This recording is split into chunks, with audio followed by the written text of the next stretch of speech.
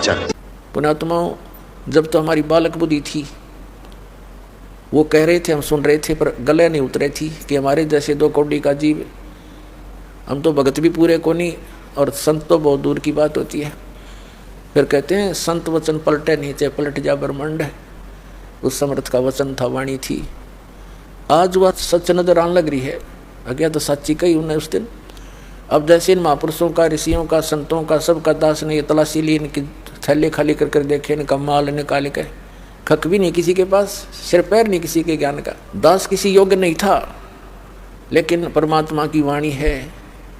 गुरु मेहर करे तो कागा से हंस बना दे, गुरु मेहर कर जब कागा से हंस बना दे। हम तो काग से हंस बनाए दाता ने, और अब सेवा दे दी उसके बच्चों को, परमात्मा से परिचित कराऊं।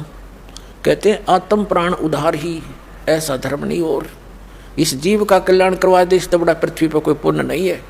वह सेवा इस दास को मिली और फिर आप जी को मिली, क्योंकि आपका भी कर्तव्य बनता है। प्रत्येक अपना बहन भाई, पूरा विश्व, सभी प्राणी आपके अपने हैं। अब जब ये ज्ञान हो जाएगा, आपको कोई हिंदू मुस्लिम से ईसाई अलग दिखाई नहीं देगा। जब तक हमारा यह मोतियाबिंद साफ नहीं होता कि हम कौन हैं, कहाँ से आए हैं, कौन हमारी अभियान माटी कर रहा है, तब तक हम द्वेष और एक दूसरे को दूसरा मानते हैं। जिस दिन ये ज्ञान हो जाएगा पुण्यात्माओं, आपको पूरा विश्व अपना दिखाई देगा। क्योंकि हम सारे दुखी, चाहे राष्ट्रपति है उसकी अभियान माटी, वो कहाँ सुखी है? कोई ना कोई टेंशन लेकर सोता है, कोई और समस्या उसके जीने होती है, कोई अपने शरीर में रोग, कोई बच्चे गड़बड़ होगी, कोई बच्चा मर गया, कोई लड़की विधवा होगी, और कोई सुख है किसी को? तो सुख होगा जहाँ हम जाएंगे सतलोक में, और सुख होगा जब परमात्मा की यहाँ भी हमें शरण मिलेगी। जब तक उसकी शरण में हम यहाँ रहेंगे, यहाँ की सुविधा जो हमें आवश्यक है, तो वो यहाँ भी वही देगा, और हमारी भी, हमारे बच्चों की रक्षा भी वही करेगा। प्रधानमंत्री, राष्ट्रपति तक की रक्षा वो करता है, तो हम उसी की शरण में क्यों ना आए जो सबका रक्षक है। और वो चाहता है कि सभी आत्माएं वापस चले सतलोक में। तो यहाँ बहुत से अनजान बिना ज्ञान के व्यक्ति बहुत हैं बेचारे, हम भी ऐसे ही थे। अब दया हुई दाता कि इस ज्ञान में रंगे गए हम तो क्या कहते हैं कि सभी यदि सतलोक चले गए तो पृथ्वी पर कौन रहेगा? ये उन्हें कहाँ से समझाना शुरू करें, जिसकी बुद्धि इस सतर की है। इतनी दुखी प्राणी यहाँ पर, और फिर भी यहीं रहने के लिए कहती है ये खाली पड़ी रहेगी, फिर कौन रहेगा? ये चांद खाली पड़ा, उस पर रह लो जाके। मंगल ग्रह, ये सारे ग्रह खाली पड़े, पत्थर, तो या एक पत्थर और घूमता रहेगा खाली, हमने ठेका ले रखा है। ये तो ब्रह्म मिट्टी का घर है। अपने सतलोक में जाएंगे, वहाँ ठाठ से रहा करेंगे। 4 मुक्ति जहाँ चंपी करती माया हो रही दासी, वहाँ सारे सुख सदा बने रहेंगे। यहाँ की मुक्तियाँ तो हमारे, जो यहाँ की अंतिम मुक्ति, चौथी मुक्ति है ब्रह्मलोक प्राप्ति, वहाँ गए हुए प्राणी भी वापस फिर आते हैं। वो क्या मुक्ता हुआ फिर? और परमात्मा कहते हैं सतलोक में जाकर ये सदा बने रहेंगे तेरे साथ। अब जैसे परमात्मा हमें याद दिलाते हैं कि आगे गए ना बावड़े, रहते भी सब जहाँ, और बिन साहेब की बंदगी की ठोर ठिकाना ना।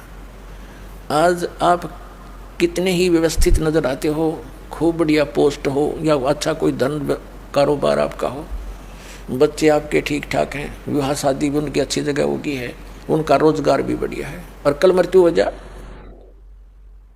जिस व्यवस्था को तू देखकर आंखें बंद करे बैठा है, तो कल 1 सेकंड में क्या नहीं हो रहा, किसके साथ नहीं हो रहा, स्वयं नहीं हो रहा तो पड़ोस में हो गया होगा कि, तो वहां उससे देख लो शिक्षा। और फिर भी हमारी आंखें खुलती नहीं, क्योंकि हमारे ऊपर इस 3 गुणों की, त्रिगुणमयी माया का बहुत जबरदस्त प्रेशर है। उस प्रेशर को हटाने के लिए परमात्मा ने ये एंटीबायोटिक ज्ञान दिया है, और ये इसको कति खत्म कर देगा। रात को नींद आना बंद हो जाएगी आपको, और ये विष दिखाई देंगे जिसके लिए आप सारा जीवन नष्ट करते थे। और फिर दूसरी बात यह है कि जो आवश्यक वस्तु है आपको अवश्य मिलेगी। जब हम परमात्मा के इस ऑपरेशन थिएटर में आगे, हमारे जन्म मरण का रोग है आपके सभी के, हम सभी के जो यहाँ है, और जन्म मरण के रोग का और कितना ट्रीटमेंट नहीं, कबीर परमात्मा के अतिरिक्त। और कबीर परमेश्वर ने इस दास को भेज दिया अपना सर्जन बनाकर, वो सारे औजार और सब औषधि और सब फार्मूले दे दिए जिससे जन्म मरण का रोग कटेगा। पुण्यात्माओं, इस दास के उपदेश को लेने से पहले हम कोशिश करते हैं कि पहले ज्ञान दें, चाहे पुस्तक के माध्यम से, या सीडी के माध्यम से। तो हम ये चाहते हैं कि पहले आप जागृत होकर आओ और फिर जो दुखी हैं वो भी आओ, सुखी भी आओ, सारे आओ। अब दुखी आएंगे तो उनको तो केवल दुख निवारण की ही इच्छा होती है, भले वो ज्ञान भी समझ कराते हैं, इतना नहीं समझते, वो तो केवल वो कथाएं पढ़ लेते हैं जो भक्तों के सुख हुआ। पूरा विश्व ही दुखी है वैसे तो, छोटा मोटा किसी ना किसी के ठूठा बनी रहती है। तो भोली आत्माएं इस उद्देश्य से आ जाती हैं, हम उन्हें भी स्वीकार करते हैं कि आप ज्ञान सुनो, परमात्मा पर विश्वास करो, ये समर्थ शक्ति है, ये जो चाहे सो कर देगा, आपके सब दुख भी दूर कर देगा। लेकिन आपने थोड़ा सा धैर्य रखना पड़ेगा, आपने धैर्य रखना पड़ेगा, क्योंकि कोई भी वस्तु एकदम नहीं होती। परमात्मा इसके लिए कहते हैं कबीर जी, धीरे धीरे रे मना धीरे सब कुछ हो, और माली सींचे सौ गड़ा समय आए फल हो। जैसे एक आम का पौधा बोता है, लगाता कोई भी लगा लो, जैसे परमात्मा ने माली का उदाहरण दिया है, तो उसकी सिंचाई करता है, सैकड़ों घड़े पानी के सिंचाई करता है उसमें, जब तक वो बड़ा होता है। और जब वो बड़ा हो जाता है, उसमें 2, 3, 4, 5, पहले तो 10-10 वर्ष लग जाते थे, तो बड़ा होने के बाद फिर देखना उसका रंग, वो उसका सुख, इतने फल लगेंगे, आप भी खा लोगे, पड़ोसी भी तोड़ ले जाएंगे, रिश्तेदारों के भी पहुंचा दोगे तो भी खत्म ना हो। तो ये वास्तविक भक्ति रूपी पौधा अब आपको मिला है। अब इसकी सिंचाई शुरू करो, यानी इसकी जो साधना बताई है दास ने, यह पूजा शुरू करो और थोड़ा समय दो मालिक को। वैसे तो ये जो चाहे सो कर सकता है। ये समर्थ जब 600 वर्ष पहले आए थे कबीर भगवान, 64 लाख शिष्य हो गए थे कबीर परमात्मा के, 64 लाख शिष्य। और उस समय भारतवर्ष की कितनी आबादी होगी, उसमें 4 करोड़ के लगभग आबादी होगी आज से 600 वर्ष पहले पूरे भारतवर्ष की। और भारतवर्ष कितना था, अफगानिस्तान, पश्चिमी पाकिस्तान, बलूचिस्तान और इराक, ईरान, गढ़, गजनी, ये यहाँ तक, और पश्चिमी पाकिस्तान और पूर्वी पाकिस्तान, ये सारा कुछ भारतवर्ष के अंदर था। और सब मिलाकर के मुश्किल से 4 करोड़ आबादी होगी जनसंख्या। और उस समय 64 लाख से हो जाना, ना कोई मीडिया था, ना कोई स्पीकर, लाउड स्पीकर थे, ना कोई बुक का साधन था, सब अशिक्षित थे। वो कैसे क्या करते थे, परमात्मा कहीं जाकर के खड़े हो जाते थे बीच बाजार में, और एक इकतारा लेकर सुरीली आवाज से अपनी वाणी बोलने शुरू कर देते थे। अब हमारी आदत है, कहीं कोई विशेष सी आवाज़ आती है, कोई बाजा वगैरह बजता है, तो हम उधर अवश्य आकर्षित होते हैं। वो दयालु हमारे लिए भटक रहे थे, आप वहाँ बैठ जाते थे सैकड़ों की संख्या में, फिर उनको ऐसा ज्ञान सुनाते थे, क्योंकि आत्मा दुखी तो सभी है, और फिर किसी को आशीर्वाद देते थे तो सुखी हो जाते थे। यानी इतने सुखी कर दिए, पर वो फेल हो गए सारे, वो सिर्फ झाड़ा लवाना आने लग गए मालिक के पास। दुखी हुए, दूसरे को बुला ले, हजर तो भी चाल उड़े, गुरु जी जाते ठीक कर दें। अपने आत्माओं जिस कारण से वो परमात्मा वेल नोन हो गए कि भी ऐसा संत नहीं, लेकिन आदत ये बन गई, उन्हें ज्ञान नहीं सुना और आशीर्वाद ले मालिक तो समर्थ थे। और हम उनके बच्चे, उनको उनसे दुख हमारा देखा नहीं जाता। अपने बच्चे का दुख पिता माता नहीं देख सकते, जहाँ तक उनकी शक्ति होगी, संभव होगा, वो दुख रहने नहीं दे उनका, और वो तो सक्षम थे। तो इस प्रकार उस परमात्मा ने ना जाने कितने को सुख दिया, 64 लाख चेले बन गए। और बाद में फिर एक पे छोड़ मारी थी उनको, एक परखी मारी थी, एक भी ना पाया, क्योंकि वो ज्ञान ग्रहण नहीं कर रहे थे, वो केवल स्वार्थ सुखों की प्राप्ति के लिए ही लगे हुए थे। तो पुण्यात्माओं, आपको दास ने, परमात्मा कबीर जी ने जब ये ज्ञान स्टार्ट किया ही था, ऐसे अब भी हो रहे हैं सबको, ऐसे सुख तो अब भी होंगे और होते रहेंगे। ऐसे ऐसे लीला की दाता ने, क्योंकि पहले ज्ञान नहीं मान रहे थे। सन 1994 से दास सत्संग करा था गांव गांव में, अक्षेत्र ज़्यादा गांव का कवर किया हमने, क्योंकि हम गांव के रहने वाले थे। तो वहाँ क्या करते, ऐसे ऐसे सुख दिए, वह सोच भी नहीं सकते कि भगवान ऐसा करता है, और काफ़ी संख्या में लग गए। अब क्या होता, 4-5 सुख मालिक ने लगातार दे दिए ताकि ये मेरे तरफ दृढ़ हों, और एक ना हुए, बताओ, और वो आवश्यक ना हो, उसी में दिल टूट गया, नो कि मैं नहीं फायदा होया मेरे। वो जा बैठा, फिर वही माता का धोकन, वही जहाँ जाया करता वहीं फिर धक्के खाने लग गया। तो कहने का भाव दास का ये है कि यहाँ आने से पहले आप पहले तो हमारा उद्देश्य समझो और फिर अपना समझो। यहाँ आने के बाद सुख तो आपको होगा ही होगा, इसमें तो दो राय है नहीं, क्योंकि ये समर्थ है, लेकिन वो अपने हिसाब से करेगा। आप यहाँ आओगे, राहत मिलेगी, फिर आप बैठकर सत्संग सुनोगे, जिनको ऐसा ऐसा कष्ट था, सब फेल हो लिए थे, डॉक्टर भी, झाड़े झपटे भी, संत महंत भी, सब जगह, और यहाँ आते मालिक ने दया कर दी। यह तो होना ही है आपका, लेकिन होगा जब आप पूर्ण रूप से विश्वास कर लोगे।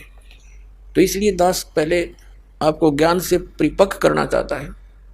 ज्ञान होने के बाद फिर कोई एकाध, मान लीजिए कोई नहीं भी होता है कार्य, और वो ना होने का कारण भी मालिक ही जानता है कि वो होने से आपको हानि है या लाभ है, तो फिर इस तरह आपने इस परमात्मा के ज्ञान को ग्रहण करके तब इस मार्ग पर चलना है। तो दास तो कहना चाहे है सारा कुछ भूमिका बना के कि यहाँ भक्त आवे, हमारे ज्ञान के उद्देश्य को समझे। ये जो जिसके लिए आप आए हो तो ये तो भूल जाओ, ये तो आपको बिना मांगे मिलेंगे। ये हमारा यहाँ जो आप मांगने आते हो वो तो हमारा वो जनरल स्टोर भी नहीं है, ये तो हम आपके लिए रखते हैं, क्योंकि यहाँ पर सब सुविधाएं आपको देनी पड़ेंगी, तभी आप परमात्मा को पहचान पाओगे। उस दयालु ने ऐसी भी दया रखी है। जैसे हमारा जो मूल उद्देश्य है आपके जन्म और मरण के रोग का नाश करना है, और ये भी मालिक को मालूम है कि जब तक आपको ये विश्वास नहीं होगा कि कबीर इज गॉड, ये ज्ञान से, तो भी आप इस मार्ग पर सफल नहीं हो सकते। तीसरा, दाता को यह भी मालूम है कि कितना ज्ञान सुना लें, जब तक कोई जो कांटा नहीं निकलेगा इतने आवाज सुहावा नहीं। परमात्मा है, वो सब जानते हैं मेरे बच्चों को किस चीज की आवश्यकता है। तो आपके जो पाप रूपी कष्ट, ये कांटे हैं, ये तो वो निकालना ही निकालेगा। उनके निकले बिना आपका विश्वास नहीं हो सकता कि भगवान है। नहीं तो कितने गीत गा लें हम, कितने प्रमाण दिखा लें, आपका कति विश्वास ना हो, तो वो परमात्मा वो भी विश्वास कराएगा आपको सुख भी देगा। लेकिन इन संसारिक सुखों के ही डिमांड के लिए, इनकी ही इच्छा के लिए आपने केवल इसीलिए ये नाम ग्रहण नहीं करना चाहिए। दास का कहने का तात्पर्य है। फिर जब आप इस मार्ग पर लग गए, तो जैसे डॉक्टर के ऑपरेशन थिएटर में रोगी आ जाता है तो वहां पर डॉक्टर की ही चलेगी, मरीज की नहीं चलेगी। यदि वो रोगी अपनी चलाता है तो वो डॉक्टर को डिस्टर्ब कर रहा है, वो उसका इलाज नहीं कर पाएगा और ना वो करवा पाएगा। तो पुण्यात्मा, आप जी मूल उद्देश्य ये लेकर आइएगा कि हम कितने दिनों से यहाँ धक्के खा रहे हैं, भटक रहे हैं, और आप क्या मांग लोगे? किसी का पुत्र नहीं है तो पुत्र मांगने आओगे, निर्धन है वो धन मांगने आएगा, रोगी है वो सवा सत्य मांगने आएगा। अब परमात्मा कहते हैं ये जो तुम मांगने आओगे, ये ऐसी विधि बताएंगे हम, ये तुम्हें पहले मिलेंगी, ये तो मिलेंगी ही मिलेंगी, ये समझ लेना। जैसे किसान गेहूं बीजता है, तो गेहूं बीजता है, उसका उद्देश्य गेहूं से तूड़ा बनाना नहीं होता। गेहूं बीजने का उद्देश्य उसका चारा भूस प्राप्ति नहीं होता। उसका उद्देश्य होता है कि मेरे बच्चे भूखे ना मरें, मुझे गेहूं प्राप्त हो, अन्न प्राप्त हो। और गेहूं बीजा जाता है तो भूस उसके साथ होता है, वो तो पहले बनेगा, भूस तो बनेगा ही बनेगा उसमें।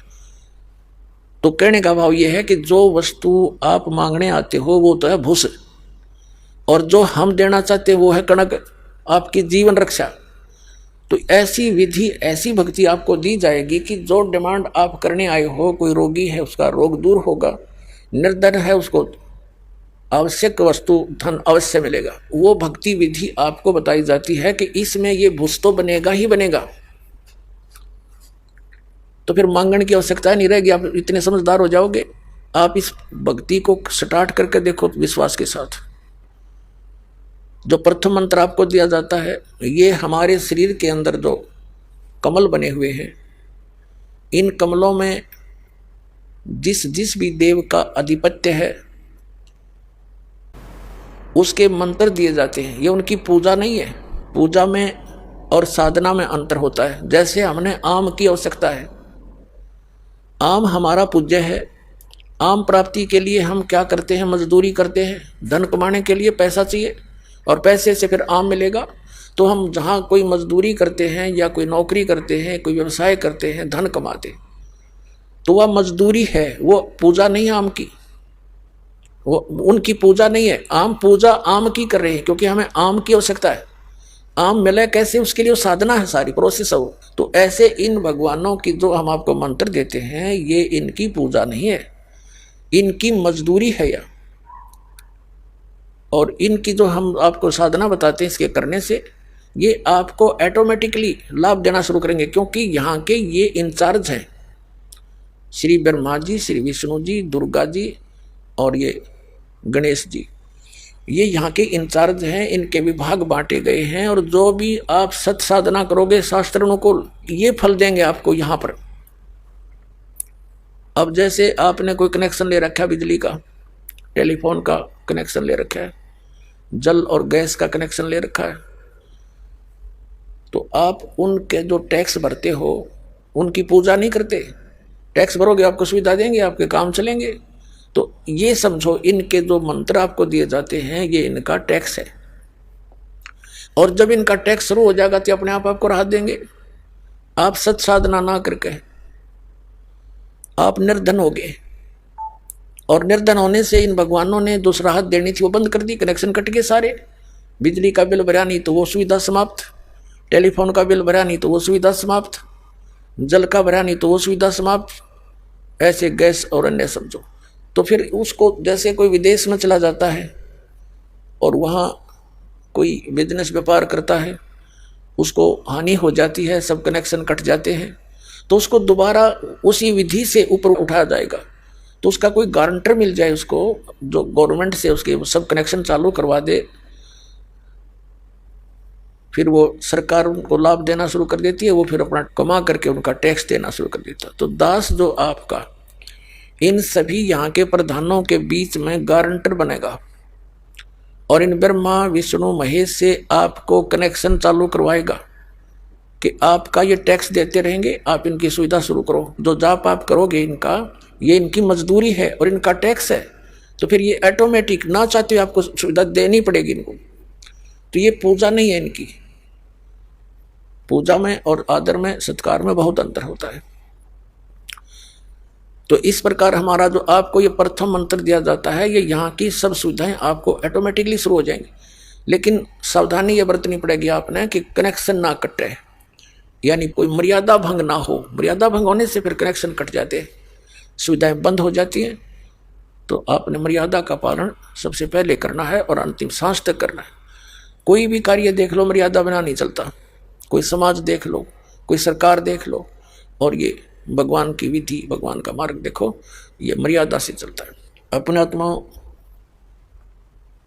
परमात्मा कहते हैं, जग सारा रोह गया रे, जिन सतगुरु वैद न जाण्या।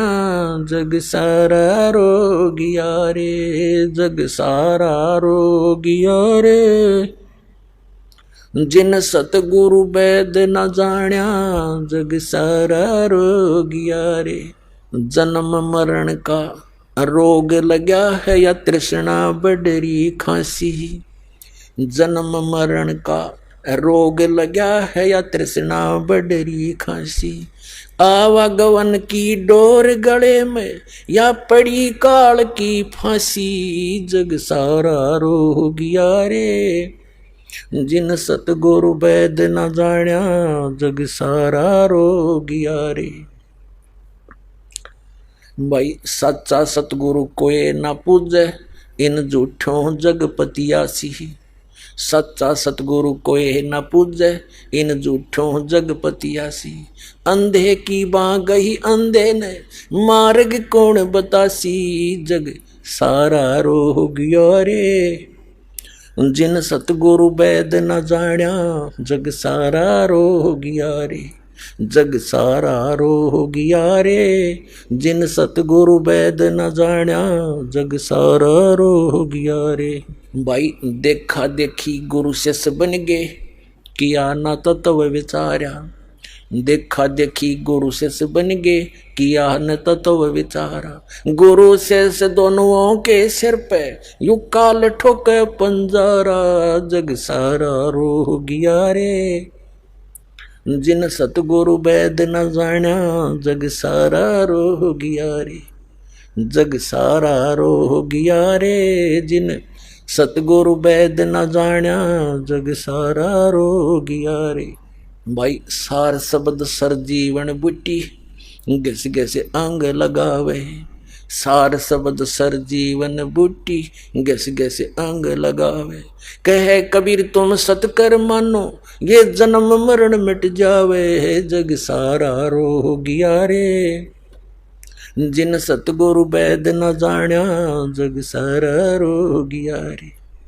जग सारा रोगिया रे, जिन सतगुरु वैद न जाण्या, जग सारा रोगिया रे। अपने आत्मा, ये परमात्मा का ज्ञान है, उस मालिक का दिया हुआ।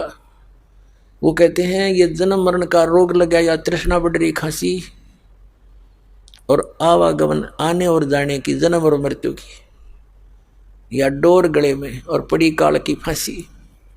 फिर कहें साचा सतगुरु पूजे नहीं, इन झूठों जगपतियासी। और अंधे की बाँ अंधे ने पकड़ रखी, बताओ मार्ग कौन बतासी।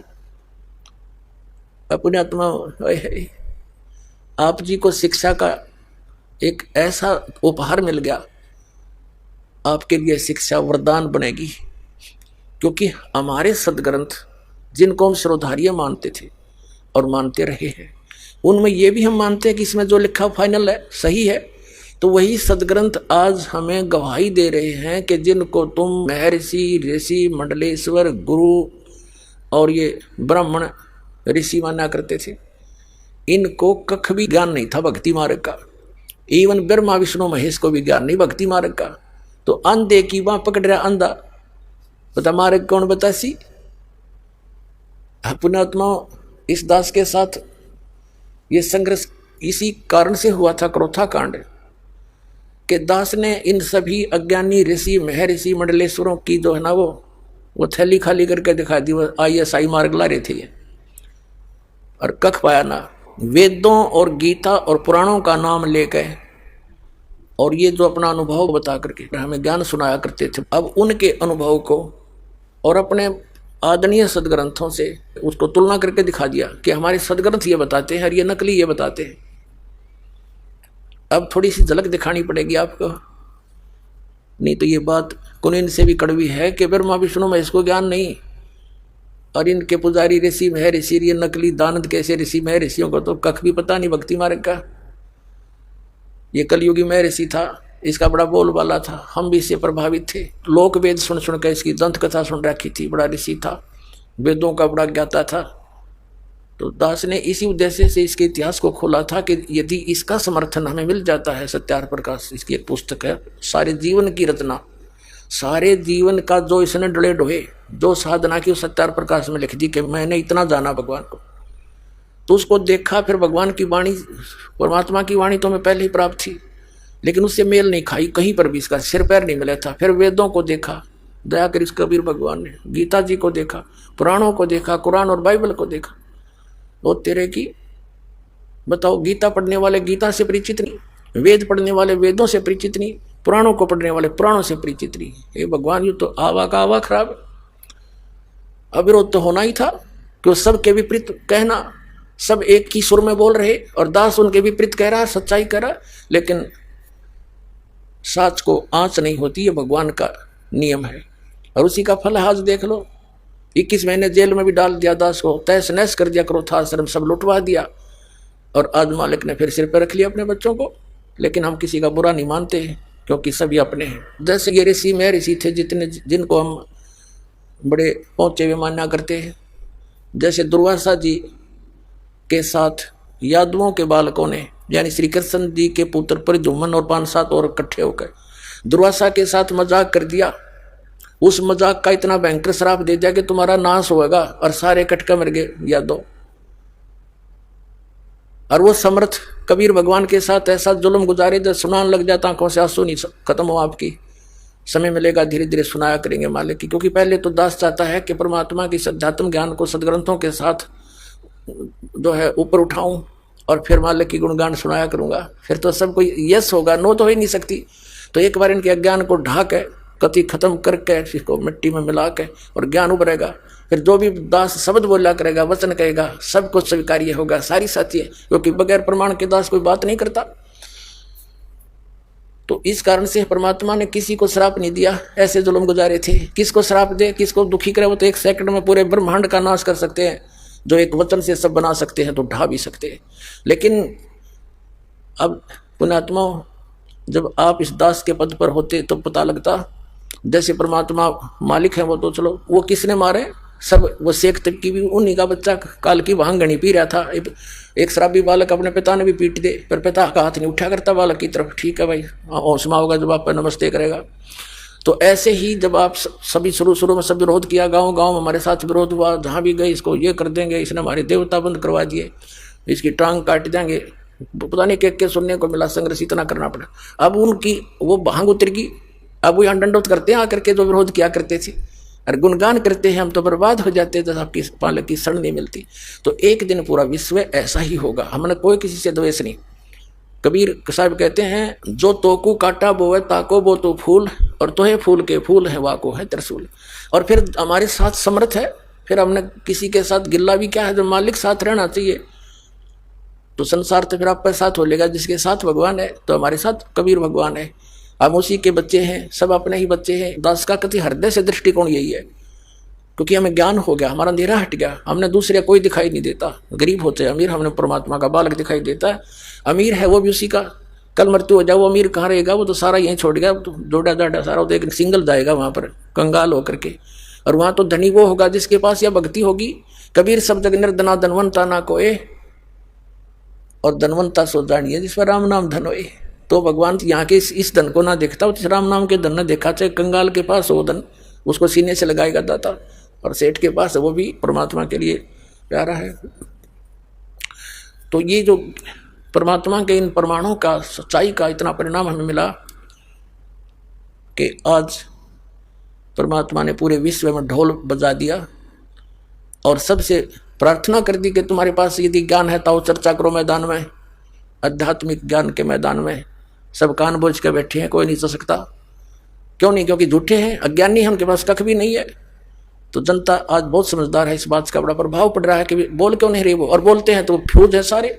जितनी भी आध्यात्मिक ज्ञान चर्चा हुई है उनके पास कख भी नहीं है, सारे प्रमाणित करके दिखा दिए, विद प्रूफ दे दिया, वो सब शांत होकर बैठ गए। अपने आत्मा परमात्मा ने एक शब्द बोला, अंधे की बाँ गई अंधे ने मार्ग कौन बतासी, और सच्चा सतगुरु कोई ना पूजा झूठों जगपति आसी। फिर परमात्मा ने कहा है कि देखा देखी गुरु शिष्य बन गए, किया न ततो विचारा, और गुरु शिष्य दोनों के सिर पर काल ठोका पंजारा। यहाँ ये चाहे मंडलेश्वर पाके बैठे हो, चाहे आचार्य और शंकराचार्य अपने बैठे हो, और चाहे कितने गुरु पद प्राप्त करके अपने पुनों का नाश कर रहे हो, इस सत भक्ति के बिना, इस सच्चे मंत्र की कमाई के बिना वहाँ कोई सहारा नहीं जीव को। गुरु चेले दोनों पटेंगे ऊपर जाकर के। परमात्मा कहते दोनों के सिर पे काल ठोका पंजारा।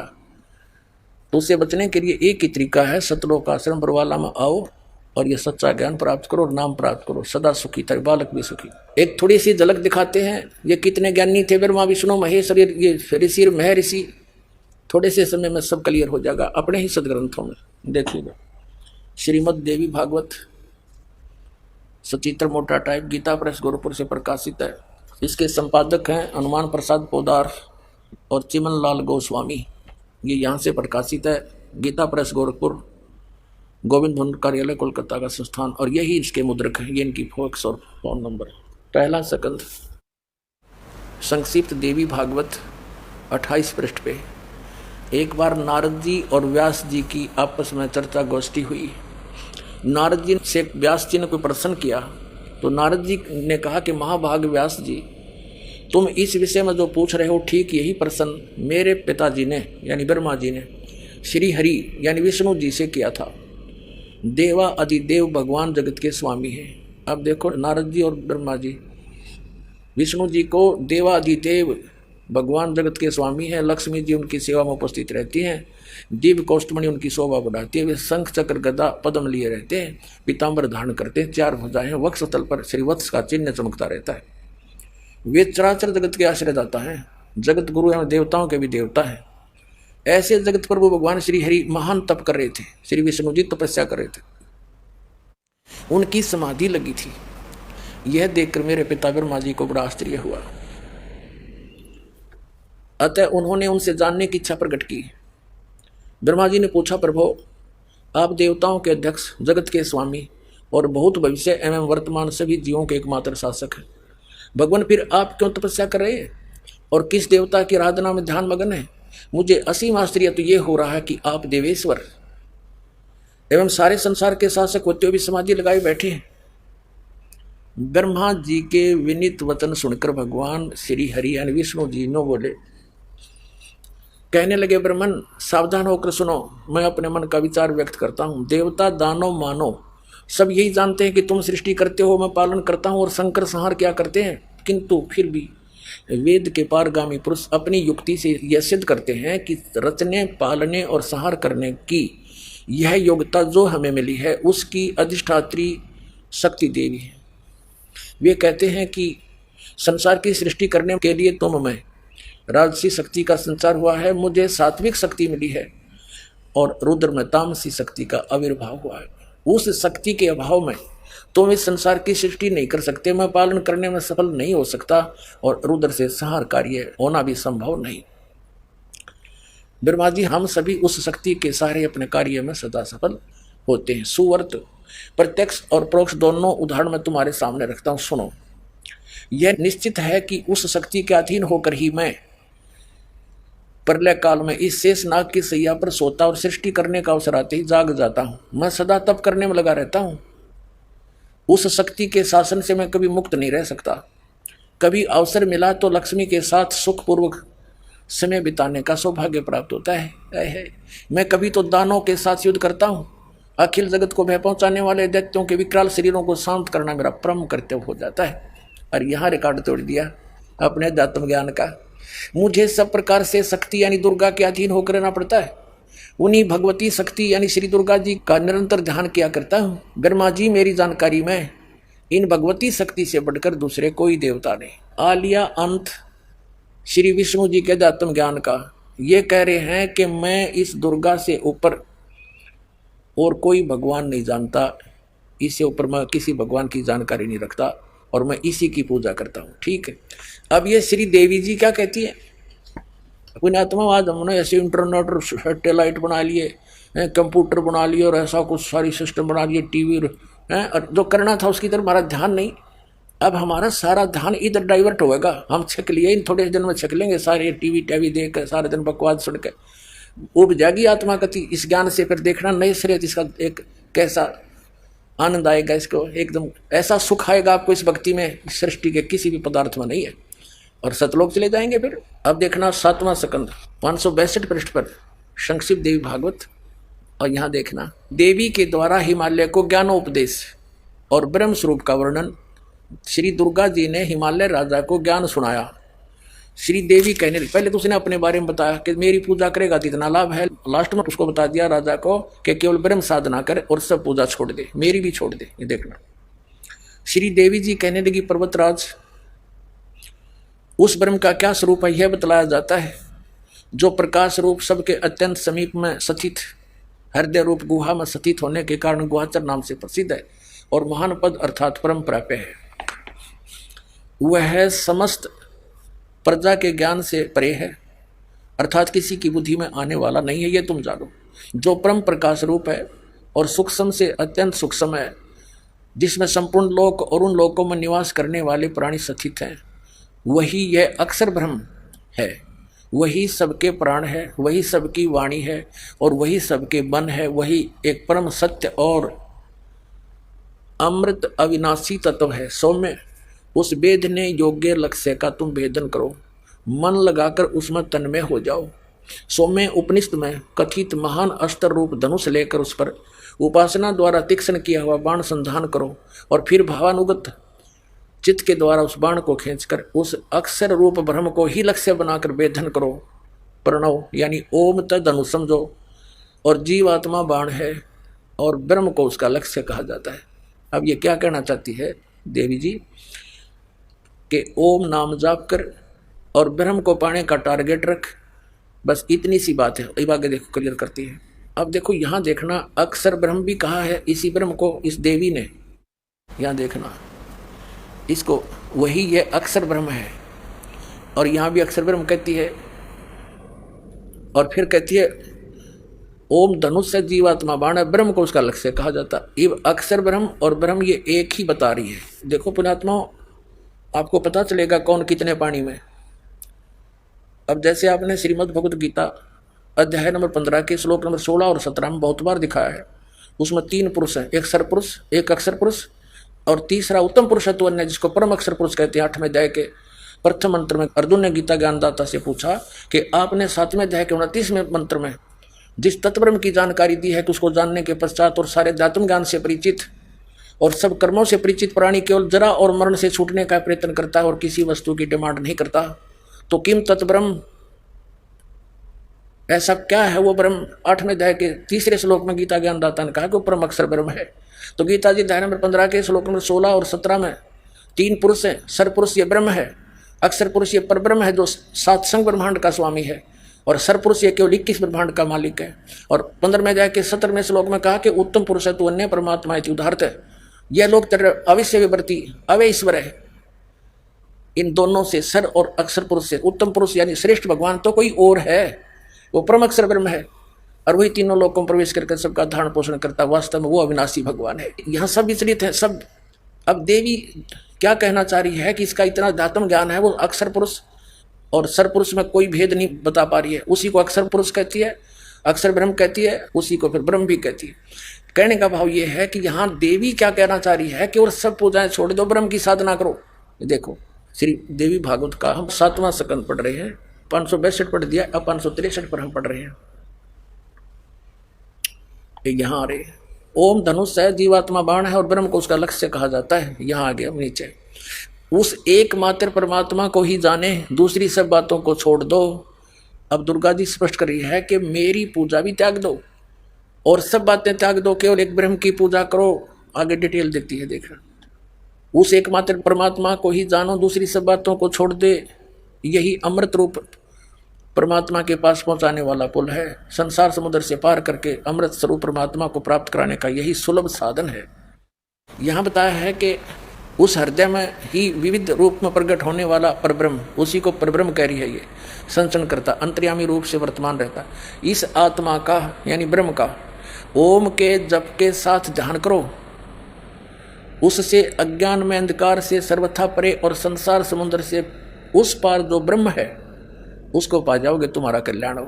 ओम नाम जाप करो, ब्रह्म पाना उद्देश्य रखो और इसमें तुम्हारा कल्याण हो जाएगा, उसको प्राप्त कर लोगे। वो कहाँ रहता है ये देखना, वह है यह सबका आत्मा ब्रह्म, ब्रह्मलोक रूप दिव्य आकाश में स्थित है, वहाँ रहता है ब्रह्मलोक में। अपने आत्माओं, हमने इस अध्यात्म ज्ञान को निर्णायक तरीके से जानना है। अब दुर्गा जी ने फाइनल कर दिया कि ब्रह्म की पूजा करो और ओम नाम का जाप है इसका, और ब्रह्मलोक में चले जाओगे। अब श्रीमद् भगवद गीता अध्याय नंबर 8 के श्लोक नंबर 13 में ये गीता ज्ञानदाता ब्रह्म है जो श्री कृष्ण जी में बोल रहा है, ये सरपुरुष, ये काल है। ये कह रहा है कि ओम इति एकाक्षरम ब्रह्म व्यवहारण माम अनुसमरण ये प्रयाति तो जन देहम सयाति।